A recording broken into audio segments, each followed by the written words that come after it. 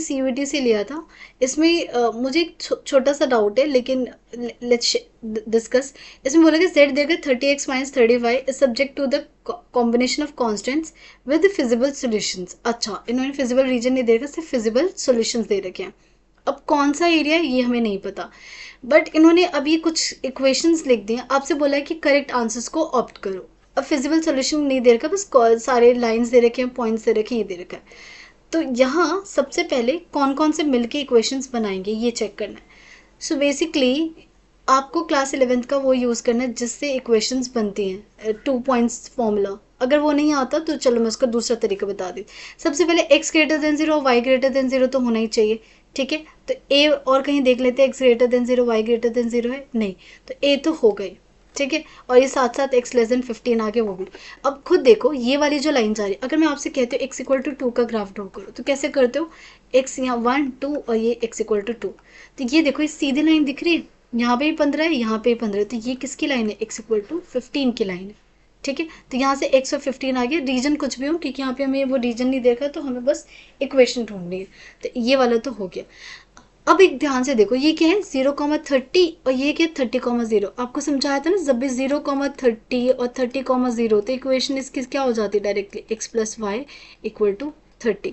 मान लो अगर आपको समझ नहीं आया, आपको क्या करना है, 0,30 नहीं, ऐसे नहीं समझना तो पड़ेगा, और कोई ऑप्शन नहीं है। अदरवाइज अगर आपको क्लास 11, क्योंकि यहाँ पे ना फिर कहीं भी पुट करो कहीं हर बार ट्रू आ जाएगा, तो यहाँ पे थोड़ा सा सोचना पड़ेगा इक्वेशन क्या बनेगी।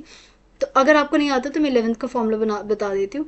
देखो जब भी हमारे पास 2 पॉइंट होते हैं ना, जैसे 0,30 एंड 30,0, तो इक्वेशन बनती है y माइनस वाई वन, फिर y2 minus y one upon x2 minus x1 equal to x minus x1।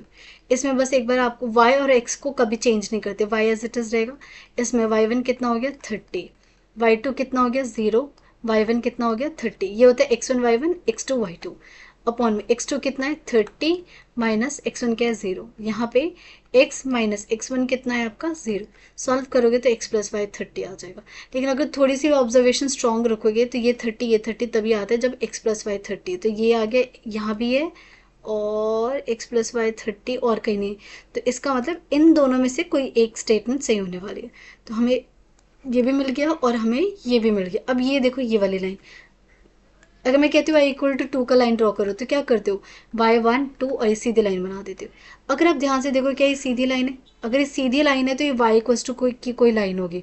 अब यहाँ देखो, यहाँ भी y भी क्या है 20 और यहाँ भी क्या है 20, इसका मतलब किसकी लाइन है, y इक्वल टू 20 की लाइन है। सो कौन सी, y equal to 20 x plus Y